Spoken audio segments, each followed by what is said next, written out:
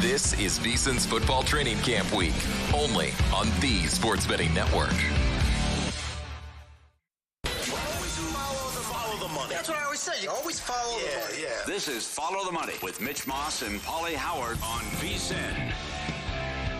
Back days, we have controversy around the MLB All-Star festivities, and I've got a very happy co-host today because of some NBA news that came down this morning. We'll get to it all as we welcome you in to Follow the Money on this Wednesday. Stormy Bontoni and Jonathan Von Tobel with you, filling in for Mitch and Paulie, who will be back on the desk on Monday. Loaded show on deck over the course of the next 3 hours, with Mountain West Media Days beginning here on the property at Circa Resort and Casino, where we are broadcasting from. We'll have VP of Operations Mike Palm on set to discuss the event and a lot more. We'll also do an in-depth preview of the league, continue our CFP rankings. Also coming up this hour, Reed Fowler of PGA Tour Live and ESPN Radio, going to help us preview the Open Championship. And as VSiN's Football Training Camp Week rolls on, we've got plenty of NFL to discuss. Looking forward to that conversation with Yahoo NFL betting analyst Frank Schwab as part of that conversation in hour 3. But let's start with the reason JVT is so happy right now.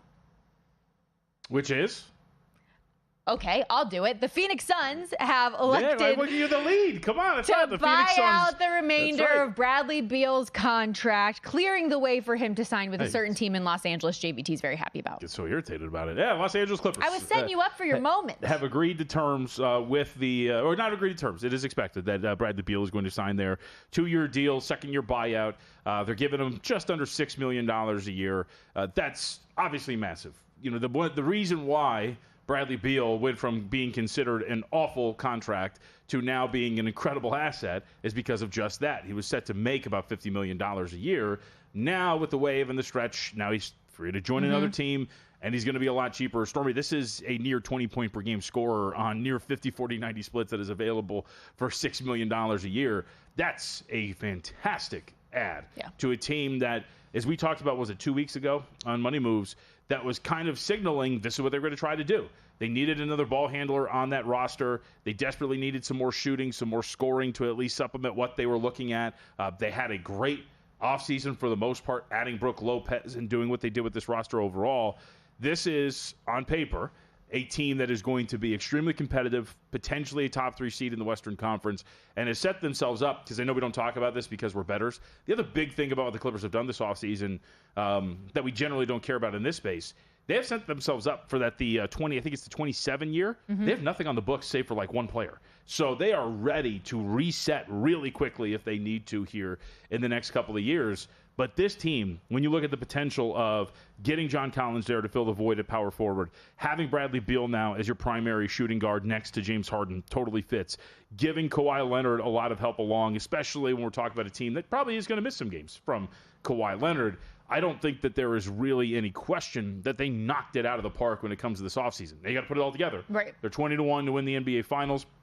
I think you could argue that if you tell me everybody's healthy, those numbers should be shorter. The big question is if, though. Bradley Beal has missed time, Kawhi Leonard has missed time, ebbs and flows of a season, you might get something a little bit better than 20-1, but I don't think there's any question that this team could win the Western Conference with the roster they have right now. Well, and I was going to say, I love that you did bring this up a couple weeks ago as something that could potentially happen, and if you had interest on buying in on the Clippers, maybe do it now, because this could be on the horizon. Looking at the FanDuel odds right now for an NBA title, the Clippers are 18-1, in the Western Conference, 10-1. So even lower than we initially thought. The Western Conference is interesting, though. So you mentioned them being a potential top 3 there. Who do you think they are better than when you look at the Thunder, Rockets, Nuggets, obviously? Some of these big teams. What will the Lakers and Timberwolves be are fair questions. I mean, I think if we're talking about, again, peak your powers, everybody's healthy, I think it's fair to say that the order is 1A, 1B, Thunder, Nuggets, and then 2A, 2B, if you will, Rockets, Clippers. I would think that the Clippers have a slight edge with their ability to do what they can on offense and on defense, again, if everybody's healthy. But the fact that the Rockets, at the very least, have a younger core, and we have seen more consistency in terms of availability for what this team has, I think you give them a slight edge. But I think it's Thunder and Nuggets together at the top. I do think that they are close to equals with one another. And then I think you get this little void of, all right, maybe there's a team that can slide in there. We should also not forget the Minnesota Timberwolves, who obviously have made it to the Western Conference Finals and did get dispatched by the Minnesota Timberwolves, or excuse me, by the Oklahoma City Thunder this last year. But I think that you're talking about Thunder, Nuggets in their own tier, and then that trio of Rockets, Timberwolves, and Clippers being near equals to one another. Meanwhile, on the flip side of this, the Beal, Durant, and Booker experiment in Phoenix did not work out. On the odds board for the Western Conference, the Suns going into next year 300-1. Yeah. Let's get into some of the betting drama that took place last night in the MLB All-Star game, where while the over 7 was an easy cash, didn't have to worry about that one. It depended where you bet how the result played out for the NL winning this thing in the swing off, which, quite frankly, did you know that was a thing? Apparently, It's been in action for the last 3 seasons, but they just haven't needed it until last night. Yeah, I didn't know. I don't know. The intricacies of the rules of the MLB All-Star game are not not high on the priority not list. at the top of mind. But it goes to show that you probably should know what you're getting into. As we talk about this all the time, we talked a little bit about the people that were complaining about the home run derby. We mentioned yesterday, I don't know if we said this on the air or if I was just mentioning this off the air, but it's worth reiterating that Brent Rooker, it was reported, I think it's Susan Slusser who covers the Athletics, said that he actually didn't have enough balls in his bucket for his pitcher in the home run derby. He was told that after, and then everybody else after him subsequently got their buckets replaced and fixed in terms of how many baseballs they should have in there. So this is the All-Star events, something that is imperfect, unlike the regular season events, which have very strict rules and whatnot. But you should know what you're getting into, and it sounds like we know now. You should have known what you gotten into, considering that I think a lot of people were surprised that not only was it a swing-off at the end, but how books graded said swing off. And I guess one book even had an option. It was like 7-1 or something like that for the game to go to a swing off. But I was looking at the daily newsletter this morning that Bill AD puts out every single day. And he said, Circa, where we're broadcasting from, and Caesars, for example, ruled the money line bet to be a push. Other books, DraftKings and FanDuel, graded it as a win for the National League. And for anyone who missed it, games tied after 9 innings. The swing-off is 3 players from each team who gets the most home runs in this option, which then also made a big swing for who wins MVP for the All-Star game, because Kyle Schwarber, who didn't have a single hit through 9 innings, goes 3 for 3 in the swing-off to then catapult him to winning MVP and cashing that ticket. Yeah, and it kind of rings a little hollow, right, when you're talking about ruling the event as a push, but then cashing MVP of the event. You know what I'm saying? Like, so you're telling us from a grading standpoint that the MVP is valid enough that we're going to cash this, but the event is considered a push. That, to me, like, I can understand what the complaint would be there if you're talking about a book that decided to rule that a push. But like we talked about too, right? You look a little bit deeper in some of these MVP markets, or you just don't know where they're going to come from, when guys are going to come up in high leverage situations, and no better high leverage situation than a swing off, I suppose. And so Schwarber goes 3 for 3, which then, if you were somebody that had a Pete Alonso ticket, you're probably really frustrated because he had a 3-run shot earlier in the game that extended the lead out to 5-0, and he was going to be the closer at the end of this thing, but didn't even get a chance because Jonathan Aranda couldn't hit 1 home run to tie it to give Alonso that opportunity. So that's like just another wrinkle to all of this that played out so interestingly. What did you think overall of the All-Star game as a whole? I thought it was fine. I thought it was shaping up to be one of the more boring All-Star games we'd ever seen until we finally got a little drama, obviously, there at the end to tie the game up. Well, since you watched audio off. I did watch audio off. I was at a bar, obviously. Did you like the uniforms? Finally, we're back. Since you say I am the resident uniform wet blanket of the network, I actually texted you guys last night. I think it's great. I think it makes a difference. I still think this falls under, though, wet blanketness for the uniforms. I'm sorry. I can't do this every year. All of you people complain about these All-Star uniforms every year. Nobody's ever happy when it comes to these damn uniforms. So I'm happy that they have these, so I don't have to get these stupid tweets on my timeline every single year. I hate these uniforms. We had it during the home run derby. Again, you just keep complaining. Like, enough. I don't think that people honestly enjoy sports. I think what they like to do is just complain about every single facet of every single one of these things. Nothing is ever good enough for people. I mean, nothing. And I'm very happy we have these uniforms. People do just like to complain. Oh, that's all they do. There's like 2 areas of social media that are like you can use social media for good, and there's the happy-go-lucky, let's share these amazing stories. And then even in the comments of those stories, it's people going off on about how it's terrible. Like finding something bad in the good even happens regularly. That's just society in 2025. There was never, ever going to be a uniform design that made anybody happy for Major League Baseball All-Star games. Like, it just wasn't going to happen. So just give them their normal uniforms and tell everybody shut up. Well, and that's what I was going to say. The right answer was what they did, and now let's just not mess it up anymore. Let's just keep this as is and keep it fun. I think it looks silly that everybody's all in different uniforms, all in the field together, but whatever. What I think is silly is having all of the players have 30 minutes of intros standing out there while Ludacris is dancing around, and they're having to high-five backup dancers. Like Aaron Boone high-fiving all of these random strangers as he goes. Big it's Ludacris weird, guy. Very weird for me. I love the automated balls and strikes, though. And we were talking about this earlier with that being something that's been integrated in the minor leagues. It was seamless. It was so easy. We saw 3 examples of it yesterday. 2 of the calls were overturned. 1 was confirmed, but it was quick. It was easy. Let's do this. Have you been to an Aviators game out here since they've implemented it? No. So I've been to a couple, and it's like you said, it's easy. Just tap the helmet. All right, let's go. Want to challenge that? Cool. Within 30 seconds, we have a ruling. We move on. That's the best part about it, too. None of this nonsense, like hustling over to the sideline to look at the little box and like wait for 20 minutes, or going over to have the person at the scorer's table turn the TV around, take another 20 minutes. It's quick. I think it should be implemented starting on Thursday, but that's just me. It seemed so easy, and like nobody died.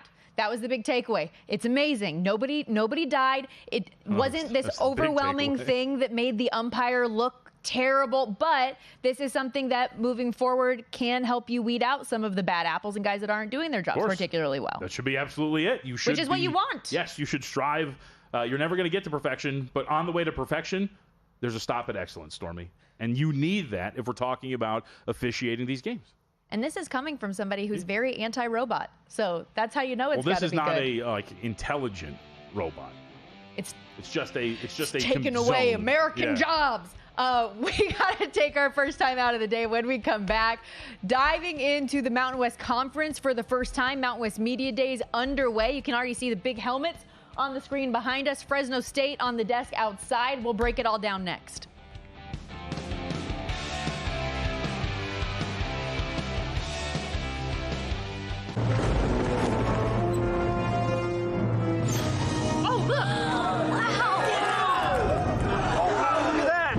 What's the guarantee? Eric? Mike, time to make history. Players in Circa Million make 5 picks against the spread each week with quarterly and full season payouts. Circa Survivor entries choose one team each week with no point spread. The last one standing wins it all. We have $21 million on the line. Are you in? Visit circasports.com for details. So, Paulie, have you had a chance to read the VSiN Daily yet? Yeah. Came in at 3 a.m. What's Bill doing up that late? Well, rumor has it, it starts off with a 12-hour meditation session. Then he just pours himself over film and live TV, really focusing and taking it all in. Bill's in with the biggest insiders, talking trade secrets, strategies, the whole 9, absorbing the info. And then and only then can the writing process begin.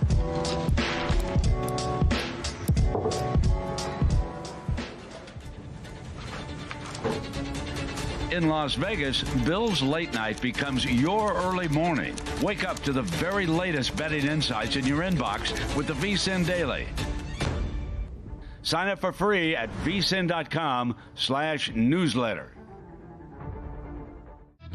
On the next episode of VSiN Training Camp today, Brandon Kravitz stepping in for Jeff Erickson, and we'll continue diving into the various NFL betting market. Finally see a repeat winner in that division. Our guy John McKechnie, NFL and college football expert at RotoWire, he's going to stop by to discuss his favorite NFL and college football bets. We'll finish out with the most underrated and overrated wide receivers for fantasy football this upcoming season. I'm Nick Whalen. Tune in to Thursday's edition of VSiN Training Camp today at 10 a.m. Eastern, only on VSiN, the sports betting network. 10 a.m. Pacific.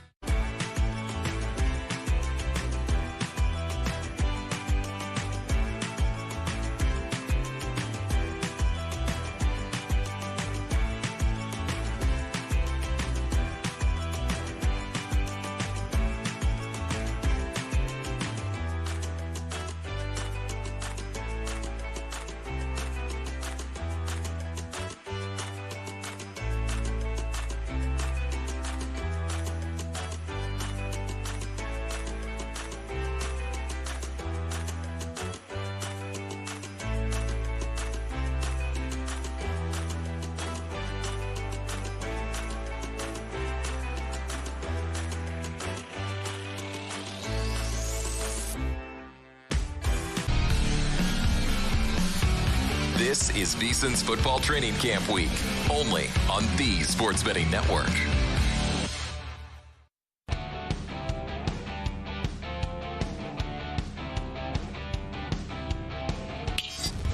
This is Follow the Money on VSiN. Thanks for hanging out with us. Follow the Money rolls on VSiN, the Sports Betting Network, Sirius XM Channel 158. You see the sports book here at Circa Resort and Casino, where we've got the Fresno State Bulldogs helmet on rotation as Mountain West Media Days are underway for the next 48 hours here at Circa. Stormy Bontoni, Jonathan Von Tobel with you back here on the program. And JVT, you actually are writing up the Mountain West Conference for our college football betting guide, which will be here soon. Yes, I am, indeed, and very much looking forward to football season. Mountain West is a great conference, as you well know, and it is the swan song, essentially, of the Mountain West. So certain programs have decided to ruin it and leave, but that's okay because other certain programs will then rule the roost until they leave for the Big 12. I blame the two-pack, by the way, for all of this dissension because the Mountain West was all good and friendly with them, trying to welcome them, let them play Mountain West schedules, and then what do? They just go take everybody. They poached the entire conference, and I know this doesn't matter a lot for our betting purposes, but just to run through it, 5 programs, my alma mater, San Diego State, Boise State, Fresno State on the screen behind you, Colorado State, and Utah State, all set to bail for the Pac-12 next season. The 7 remaining schools are going to welcome in some new partners. Hawaii, which has been football only, goes to a full-time member. UC Davis, UTEP, NIU will be football only. Grand Canyon as a non-football member. And lots of questions about will even the programs that are expected to be in the Mountain West continue to be. I know UNLV to the Big 12 has been something that's been circulating and seeing if that could work out. Apparently, by the way, we also have litigation on the way between the Mountain West and Pac-12, so that's fun. Yes, indeed. So it's your program's fault. I'm just going to say that. And we can move on from there. But look, I think it's an interesting conference for many different reasons. The first of which is, I think there's a reality that we're looking at here where Boise State could potentially run away with the Mountain West Conference. They are the odds-on favorite to do so. From an odds perspective, the biggest competitor to the Boise State Broncos is a UNLV team which brings back a grand total of 5 starters. By the way, one of those starters is actually a guy who only played in about 5 games last year before he got injured. That would be Marcel McDuffie on defense. So if you look at this overall, this seems to be a somewhat weak conference below Boise State. And even Boise State has some, I think, question marks about what they're going to be. Obviously, Ashton Jeanty is now gone. The big replacement at running back is, on paper at least right now, going to be Malik Sherrod, former Fresno State running back. His last healthy year with the Bulldogs, he ran for over 900 yards, had his season cut short for injury last year. But that's a gaping hole. And I want to point out this. We brought this up ever so just really quickly yesterday. It is somewhat interesting that Maddox Madsen didn't make the trip for media days for many reasons, one of which is, Stormy, if you actually look at some of the numbers for Madsen, he was fine, 23 touchdowns, 6 interceptions. But one thing that really sticks out about his profile, he put the ball in danger a lot, actually. Turnover-worthy play rate of 4.3%, despite the fact that he only threw just 6 interceptions. So if you see that about the same level again, can you trust that Madsen is going to get lucky once more and just not commit turnovers despite constantly putting the ball in danger? You'd also think that maybe, with the fact that Jeanty's going to be gone, that Sherrod not going to be the same guy. Moore's going to be on Madsen's shoulders. What if we get some regression here on at the most important position? So I've really wrestled with how to handle this because you have this Boise State team that has some turnover, should be very good defensively, but questions at an important position like quarterback and at running back. But then you have a conference, you look around, you go, okay, like who am I going to really bank on here? Is it going to be UNLV with a new head coach and a brand new team? Is it going to be San Jose State who brings back guys like Walker Eget, but only have about 12 dudes coming back and still only won 7 games last year and really fell off a cliff at the tail end of the season, right? And we're losing games. I think it just kind of brings me back to the inevitability that Boise State's going to win this conference, but I think it's kind of a weak one. And looking at the schedule that Boise State gets to play as well, where you get UNLV coming to you, your toughest game is going to be in South Bend, Notre Dame, which I think you already account for as a loss anyways. So this schedule plays out very nicely for them. And should they get that win or fare very well in that, that plays well to their college football playoff opportunity, which could be their plus 190 for them to make the playoff for the second year in a row. The Mountain West, unlike the Big 12, did still have a preseason poll for the league that came out this year. Boise State did get 35 of those potential first place votes. UNLV got the other 4. The Rebs, of course, have fallen to Boise State in that title game back-to-back years, but Barry Odom, as we kind of referenced in passing, is off to Purdue. Yep. Dan Mullen has stepped in as he's revamped that roster. But San Jose State, to go back to them, this is a team that you brought up yesterday that actually could be the second-best team in the league, potentially. Year 2 under Ken Niumatalolo, 7 wins a season ago. They have a very advantageous schedule as well. They lose their star wide receiver in Nash, but bring a lot back. Yeah, and I think it's not. I don't want to because I went back and looked up my conference preview. You changed your mind overnight? No. Okay. I just wanted to say that I went back and looked at my conference preview from last year, and so we break it down like intro, offense, defense, and the outlook for the season. And my outlook for the season for San Jose State was just like the first words were just not great. But they went over their win total. They were a pretty good team. As I mentioned, if you look at the last few games, they did kind of fall off a little bit when you talk about especially their defense not really holding up. But the key here for them is, for those who maybe don't remember, this is old news by now, just because Niumatalolo's there, it is not the offense that we're used to with Ken Niumatalolo. No, it is the spread and shred, and Walker Egan did a really great job with this last season when you look at what he was able to do through the air. And I think that you're going to look at this and go, you know what? Like, I think that he is going to be able to do it yet again. The most important part for a guy like Egan is he did not, the opposite of what we're talking about with Maddox Madsen, put the ball in danger at all. Turnover-worthy play rate of just 2.1%. It's a very low and very good turnover-worthy play rate. And I just think that this seems now, with him now in full control, remember, he didn't take over as a full-time starter until week 8 for San Jose State last season, that you're going to look at this and go, okay, maybe by default, if Dan Mullen can't really find the magic again for UNLV that has a massive amount of roster turnover, and if teams like Colorado State or Fresno State don't really pan out, which I don't think is going to happen for Colorado State, we can get into why. I think they just kind of fill that void by default because Niumatalolo is an awesome coach. He's got his returning quarterback, and they've got enough coming back where they're going to be just fine.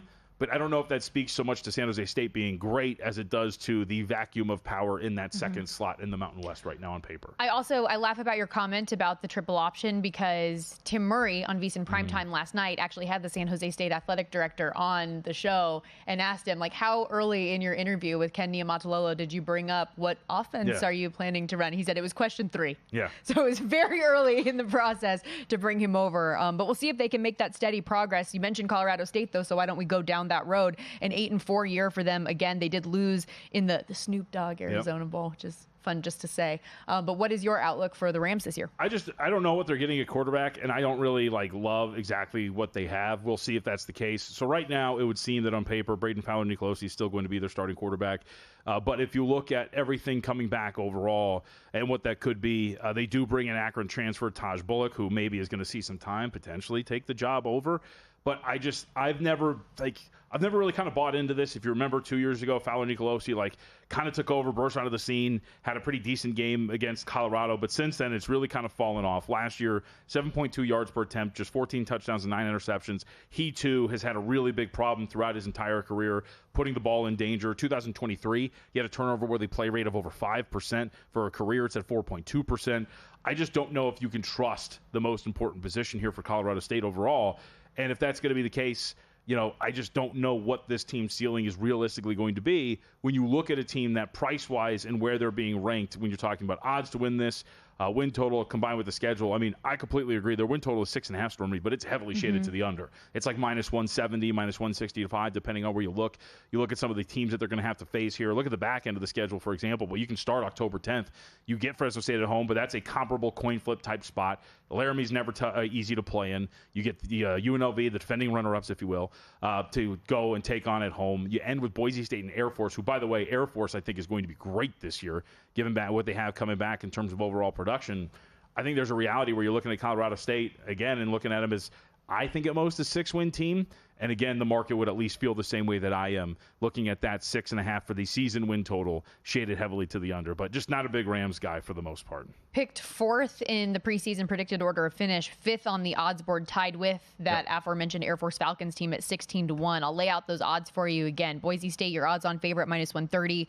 UNLV plus 550. San Jose State 7-1. Fresno State 9-1, and then Colorado and Air Force 16-1. I know that this is a carryover conversation that we're going to have a little bit later on in the program, talking through some more specific win totals for the conference as a whole, ones you really like, ones you really don't like. But on the way out, real quickly, because Fresno State is kind of sandwiched in there and they're the ones that are behind us on the stage, any initial thought? No, we have a new head coach taking over, so that's going to be the big one here for Fresno State is how this looks like for Matt Entz and how he's going to rebuild this. This has been a team that's actually had quite a bit of turnover for the most part at the most important, like we'll call it logistical position of head coach over the last couple of years. I haven't had really a strong read on where I think Fresno is going to be, so I think the market's probably got them priced almost right. But would lean a little bit toward the over. I do like what Entz is going to bring to the table when you're talking about his system overall. Okay, and we mentioned earlier that the college football betting guide is going to be out soon. You will have that right up for the Mountain West. I know Matt Youmans is doing the SEC, but so much great information is going to go in there. And the good news is if you sign up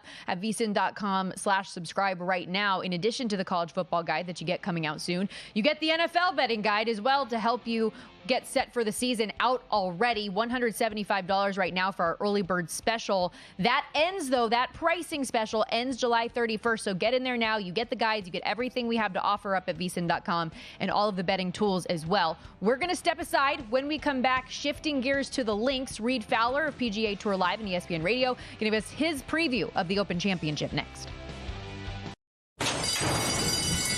And they're off.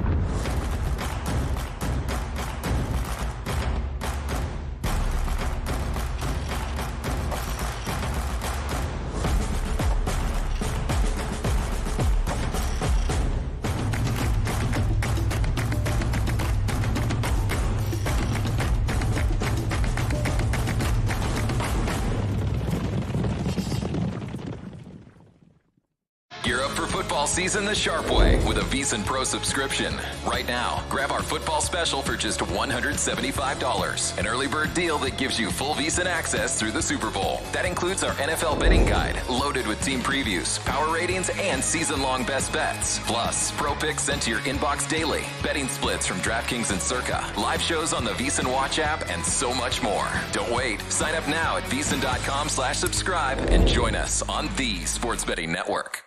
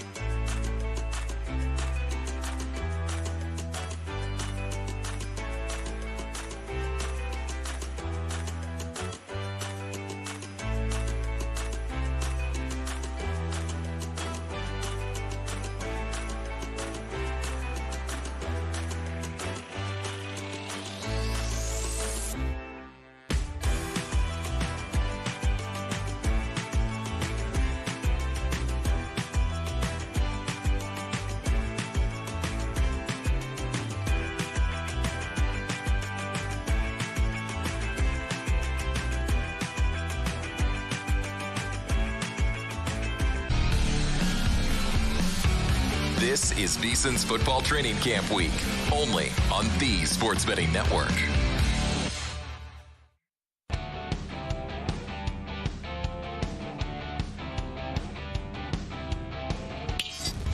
This is Follow the Money on VSiN. We are on to the fourth and final major of the PGA Tour season, the Open Championship getting underway from Royal Portrush Golf Club in Northern Ireland on Thursday. Well, Thursday for them. It is later on tonight for us on the West Coast, 10:35 Pacific time, 1:35 for those of you out east. It is a full field event, lots of big names, top 70 and ties make the cut, and to help us break it all down, we welcome in to Follow the Money, Reed Fowler, broadcaster and betting analyst. You can catch him on ESPN Radio and PGA Tour Live at Reed T. Fowler on X. And these European events can certainly mess with the sleep schedule. Hey, Reed, how are you? Hey, how's it going, Stormy? Or they can improve it because now what I've heard, and it's not me, what I've heard is a golf nap is a really good and quality nap. Not for me, not for this guy, because the Open Championship always a lot of fun. Like you mentioned, starts at 1:30 a.m. Eastern, 10:30 for you guys in Pacific, and 7:30 if you're in Hawaii. If you're all the way out in Hawaii, it's 7:30.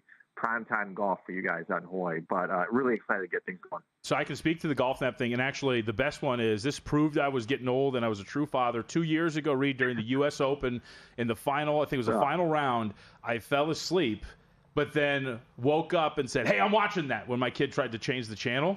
Like that, that is peak adulting right there and peak golf nap. That's right. You're absolutely right. I'm old enough to know that I have to stand up for my parents and go change the channel and fix the antenna ears on the channel. So I got you, JVT. I'm right there with you. That's so good. Well, hey, let's jump into it. I know a big talking point this week and last week as well, of course, is links golf being different from your typical American golf course. So how for you as a golf bettor and handicapper, does that change your approach as you break down this event? Sure, absolutely, Stormy. When you look at links golf, it's not just the style in which it's different, right? There's a different strategy. You've heard Scheffler say it in his pressers. You've heard all these guys say it, that it's just a different style of play, right? Strategy-wise, you have to keep your mentals about you in terms of getting a weird lie here or there, especially with the weather as well, right? We know with Royal Portrush, last time we saw it was 2019. We saw that weather come through, and Shane Lowry, the local, star, so to speak, you started to see the cream rise to the top. And so guys like Shane Lowry, Fleetwood has a lot of experience here. We'll get to some other guys, too, on the European side that you really want. It's just a different test, and it's a different style of golf. Not to say that, your run-of-the-mill guys that play well on PGA Tour courses can play well here, but usually you want to skew towards the players that, A, have value, but also, B, have experience, sort of that Venn diagram with those two things in mind. So I wanted to bring up the favorite, Scottie Scheffler, and I want to present it like this, Reed, because I feel like there's some quiet, not anti-Scottie sentiment, but maybe some doubts. And the reason why I think that is, first off, I was in a golf draft yesterday. He actually went third overall. Rory went first. Jon Rahm went second. And then I was watching the Golf Channel earlier this morning, and they brought up some great statistics about his putter when he crosses the pond and goes and plays in some of these European events. Do you think that sticks for Scheffler here in terms of maybe the putter not being exactly where he wants it to be? Or are we just kind of thinking too much about this and this dude's going to be just fine? Yeah, more of the latter, JVT. But this is what we do in golf, too, right? And especially, or just any sport, is we look at, well, because they're doing so well, it's like the Nikola Jokic argument, where you have voter fatigue of MVP. So you look at all the things that, well, he doesn't necessarily do this well, he doesn't need to get back on defense. And so we look at Scottie and saying, look, over the last 24 rounds, he's first in strokes gained total, fourth off the tee, first in approach, and first in tee to green. But God forbid he's 10th in strokes gained putting. Mm-hmm. So now we got to write something. Now we got to talk about something that, well, when he comes across the pond, he's not that great. Yeah, maybe that's the case. But at the same time, how many times does he get to show those? So you really got to look at the numbers and say, okay, yes, he doesn't do well necessarily on the greens because, yeah, it's a little more crunchy. The stimp is at 11 as opposed to 13, which is faster, obviously. And a lot of these guys like faster greens, which is why experience comes into play. But I would err on the side of caution of fading Scottie. We always talk about this. We don't bet him, right, because he's just not value.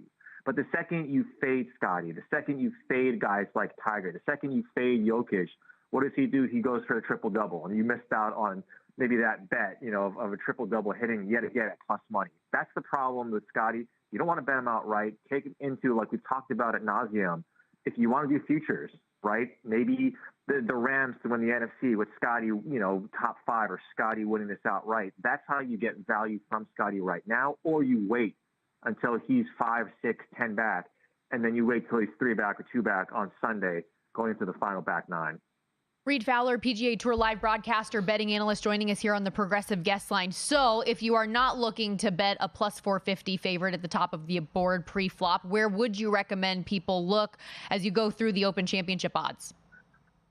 Yeah, one guy, Stormy, that I like and that a lot of people probably have circled too is Victor Hovland. Look, you mentioned someone who's always kind of been there, right? He's not necessarily a major winner. Not necessarily, he's not a major winner yet, but we know that he has the pedigree. Talk about someone who's got a lot of struggles when it comes to putting, when it comes to his swing. But if you take a look at his last 3 starts, 25th at Memorial, 3rd at the U.S. Open, and 11th at the Genesis Scottish Open. He's striking the ball really well. He gained, guys, over 8 strokes at the U.S. Open. That is very impressive, and that's the type that you want. 28th at the PGA Championship, 21st at the Masters. Look, and he won Valspar knowing that he didn't have his best stuff. He lost strokes around the green, and he won Valspar. I really like him at 30-1. I don't think, guys, that I'm going anything shorter than that. I know Rahm, Bryson, Xander, those guys are here. Tommy Fleetwood, obviously a name that a lot of people circle, but Victor Hovland right now at 30-1 is a lot of value for me, and that's where I'm going to start with my betting card, Stormy. Is there any golfer that you hear a lot of that you disagree on? One outlier opinion you have for this tournament? Yeah, look, Rory's always someone that's going to pop up, from now until the end, until he stops playing. I think Rahm as well, because Rahm had a nice showing at the Masters. He had a nice showing. He's, starting to come back into form. Obviously plays well on live.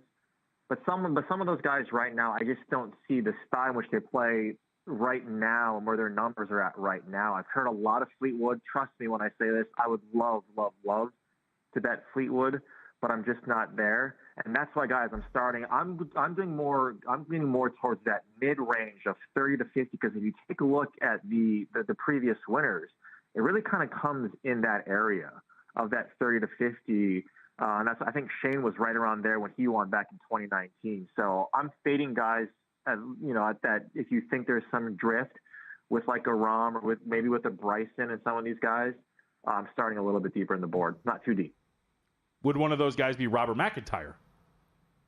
Yes, it is, JVT. It's like you're incepted my mind here. 5 for 5 cuts made, JVT, at the Open. That's pretty good for the lefty, right? For the southpaw. 6 at Portrush in 2019, and he was a rookie, guys. And so when you take that into consideration, again, very good in bad weather. Remember that, right? Runner-up at Oakmont in June. This guy ranks 27th or just under 30th in stroke gain approach, and he's really, really good with the wedge. When I say experience, it's not just, they played in this kind of weather before, but they've done well and they've experienced. They know the texture, they know the feel, they know when to press, they know when to lay off. That's the type of stuff that I like. And it kind of feels, right, like with him winning the Canadian Open, with him winning the Scottish last year, it kind of feels like he's right there. I love him at 40-1. And like I mentioned, Victor, and one player, too, that is more of the American-esque player, so to speak, is Russell Henley. He's also someone that I always circle when it comes to majors, especially where his number is at. 5th in last year's Open, right? And he's got really good form coming into this tournament. So give me Russell Henley as sort of that American player, quote unquote, but I like that you wouldn't necessarily think for this tournament. Reed, because you mentioned the weather, and that's always so important in the golf world, we were showing some video of the course, and you can't help but notice there aren't many trees either. When the wind is coming through, you're not going to get that blockage. What should people know about the weather out there in Northern Ireland right now? Yeah. A wind and rain is likely, Stormy. And again, as betting prognosticators, we're like, meteorologists, where we try to tell you what we think is going to happen, but things can change on a moment's notice. But wind and rain most likely. And that's ideal. This is what you want for links, right? And that's why you like the links specialists. And Portrush, look, it's contoured greens. You need to make shots over here. It's small, right? So, it's kind of Masters Augusta-esque, where you need to make these shots around the greens. But again, it's going to be windy and rainy. But still yet, and this is why the superintendents are so great at what they do, it's still going to be firm and fast. So you got to kind of mix and play and maybe kind of create your card where you kind of get those players that do well on fast and firm greens or conditions, but then also the link specialist. And that's why Robert McIntyre kind of fits all of those for me as well. Reed, thank you for doing this. Enjoy the late night. Get a good nap in. All right. Thanks, Norma. You guys too. Take care. Thank you, Reed. Follow him on X again at Reed T. Fowler. We're doing great work, not only with PGA Tour Live, but ESPN Radio as well. The golf draft last night was fun. It was. Just like every other aspect of fantasy draft pools, I love my team. I'm sure I'm just going to get smoked. My first pick was Scotty Scheffler. We were the team that were third overall, yeah.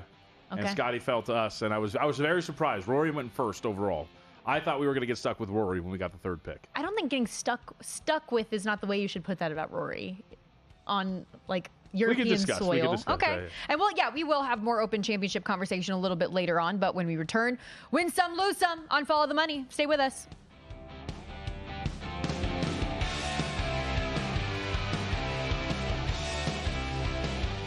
As sports fans, we may cheer for different teams, but there's one thing that we can all agree on. We want the game to be big. And with 3 levels, 30 cabanas, a 143-foot screen, 6 clean pools, and endless cold drinks, it doesn't get any bigger or any better than Stadium Swim in Las Vegas. All sports, all seasons. It's more than a pool deck. Stadium Swim. It's the only thing like it in the world. You're in it now. VSiN's football training camp week is underway all week long. Our experts are breaking down season-long props, futures, fantasy draft strategy, playoff picks, and award predictions. Everything you need to be ready for when the season kicks off. And every morning at 10 a.m. Eastern, catch VSiN Training Camp Today, your daily deep dive into sleepers, sharp bets, and expert analysis. This is your camp, your prep, your edge. Only on VSiN, the sports betting network. Welcome back. 2 minutes left in the 4th quarter. 3 minutes left in the 4th quarter. It's 10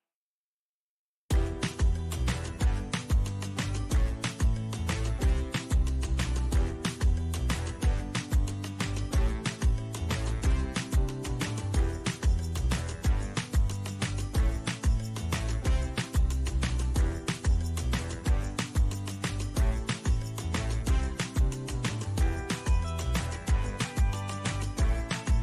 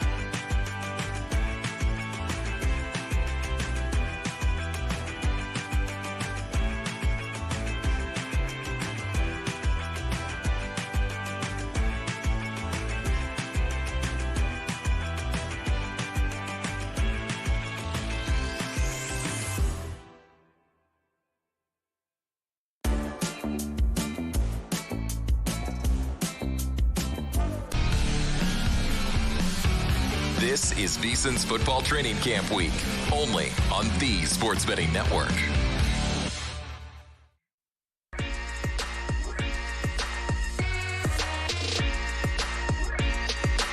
Win Some, Lose Some is sponsored by the Sharp Plays. Were you a winner last night? Wow, winning. Or was it a rough one? Well, they can't all be winners, can they? Loser! You're a loser! Molly Howard recaps the night in sports betting in Win Some, Lose Some. All right, this is what happens when you trust somebody to do your job. Win some. Major League Baseball All-Star Game.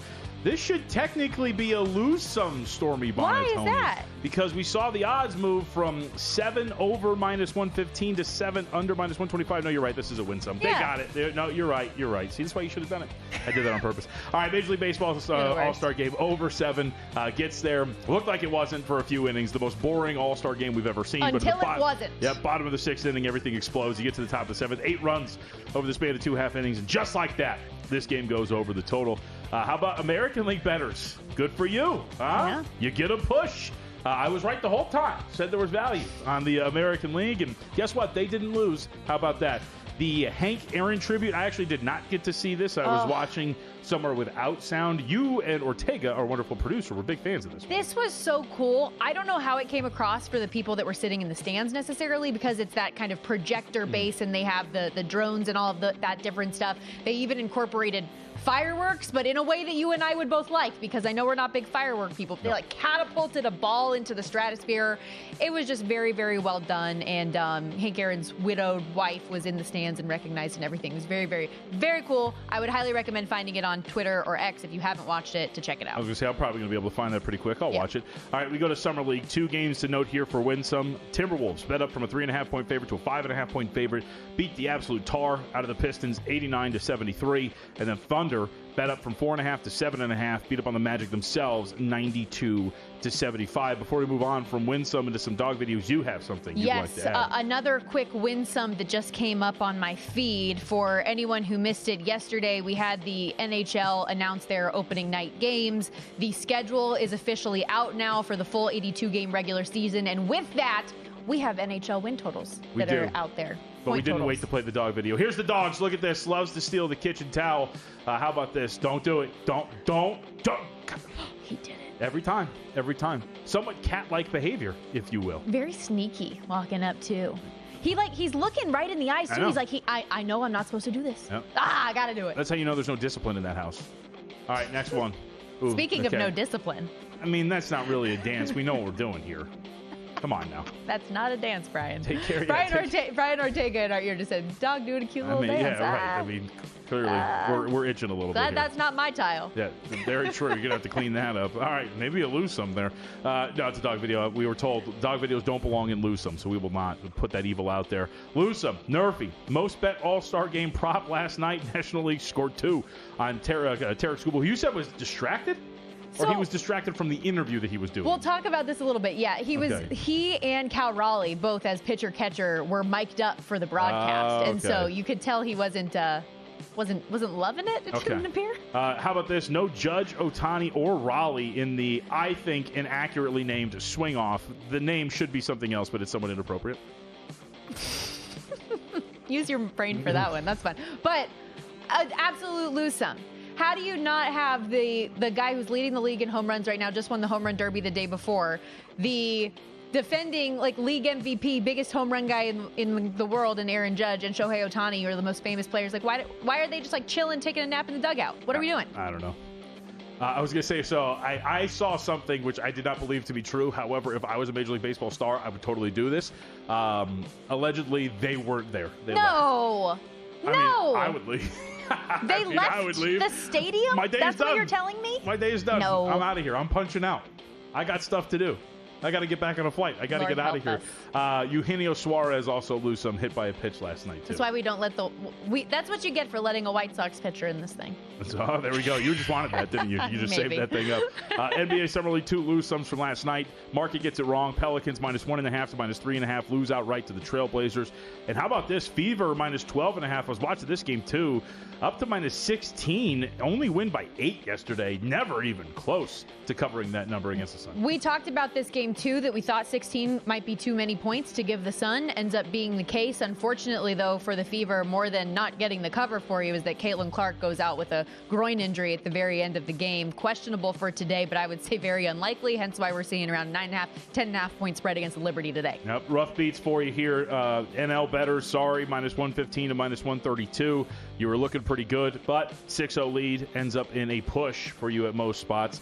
But 6-0, you can't blow it, and you end up at a tie 6-6. Pete Alonso, MVP. I got a text yesterday from Will Hill. I did not respond because I just didn't see it until later, but I think he had a Pete Alonso MVP. Oh, ticket. did he? Yeah, among some others. It's a tough beat. Yeah. We mentioned it earlier. Kyle Schwarber steps in the what you want to not call a swing off and goes 3 for 3 in his appearance. Good one. Paul Skeens also still can't get a win with all the All-Stars around him. Absolutely atrocious. Finally get some first inning run support. Yep. You're up big, can't get the dub. All right, win some, lose some, brought to you by the Sharp Plays. Before the lines move, Sharp Plays already there. They don't follow the market. They help shape it. You're not going to outsmart billion-dollar sports books or full-time sharps all by yourself. But with the Sharp Plays, it's possible. Backed by advanced AI and connected to trusted insider sources, the Sharp Plays deliver the kind of edge that serious bettors count on every day. You'll get free betting reports, real-time alerts, and market-moving insights straight to your inbox or S feed. And this isn't some summer side hustle. The Sharp Plays has been proving it since 2011 with documented results, public logs, and transparent receipts. SharpPlays.com, trusted by pros, watched by the books. Visit sharpplays.com. Stay ahead of the line. Okay, last couple minutes here. I want to get back to the NFL as VSiN's football training camp week rolls on. Yesterday, we did the quarterback rankings that came out from ESPN on the poll that was taken from all these different execs and scouts and all of this stuff. And we were talking about Jaden Daniels being number 5 on this list and all of the expectations for he and the Washington Commanders coming into this year. And it happens to be on a day as well where Terry McLaurin spoke publicly for the first time about his contract situation. He has been frustrated for a while and vocalized that yesterday. Take a listen. Yeah, I've been pretty frustrated. I'm not going to lie. Everything that has transpired up until this point has just been disappointing and frustrating. I've wanted to continue my career here. I've created my life here. My wife and I have bought our first home here. So this has been somewhere where I've always wanted to be. And he did make a comment along the lines of saying that, if I don't get something worked out, why would I be on the field? Something along those lines. Like it's going to be hard to see the field or something like that. Yeah. But obviously, yes, the Washington Commanders brought in Deebo Samuel, but they didn't bring him in to be a Terry McLaurin replacement on the outside, right? He's supposed to be a complement. He's supposed to make that wide receiver group better. And Terry McLaurin was the dude for Jaden Daniels next year. I imagine this gets resolved ideally quickly in short order, but how big of a deal is this, you think, for Washington and their young quarterback? I mean, I think it's just, generally a big deal in that you just don't really want to deal with this stuff before the season begins, before training camp begins. Having said that, I always tend to lean to the side of they'll figure it out.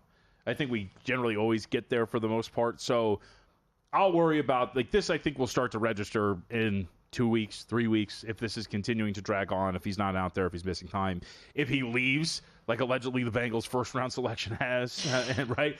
Those are the things where I think you're maybe a little bit more worried about. By the way, just that story. So Shamar Stewart apparently has been working out back at Texas A&M or something like that. So that made people go, what if he just doesn't play this year and then he goes back and plays at Texas A&M? He's not allowed to do that. So this was brought up by a couple, and I think I'll give them credit. It was the Cover 3 guys, Bud Elliott and others, where obviously you can do that in baseball, right? Where you can get drafted and then you can go back. Legally, you could push the envelope and say, we can do it in another sport. And I'm very much simplistically arguing this thing right now. Why not here? The problem, which was also brought up, is the Bengals do still retain the draft rights of that's what happens. You draft the rights to that player. So even if he does do that, all right, I'm coming back out next year. Cool. We still have your rights. And more than likely another NFL team, because if you do this, you're going to give all of the leverage to your players. Then all of a sudden, another NFL team's not going to come in and then trade for those rights. Yeah. So I'm with you.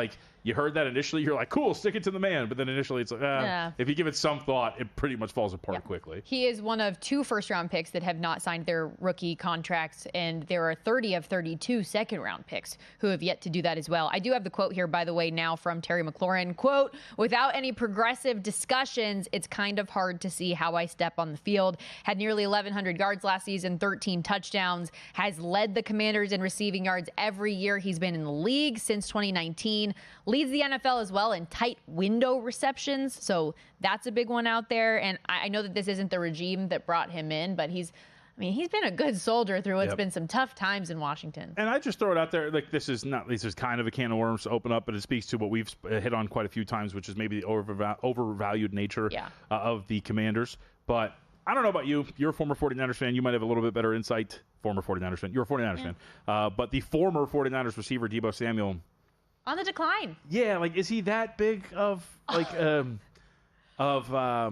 option for you, if you will? Yeah, like such a great addition, for lack of a better term. I think he's a nice compliment, but yes, he is a player that's on the decline. And a little puffy. That's what I was gonna say. I'm not a believer necessarily in that mini camp video that was going around like, oh, he's big, he's slow. I think he'll be just fine from that regard. Okay, we'll be right back, kicking off hour 2 next on Follow the Money.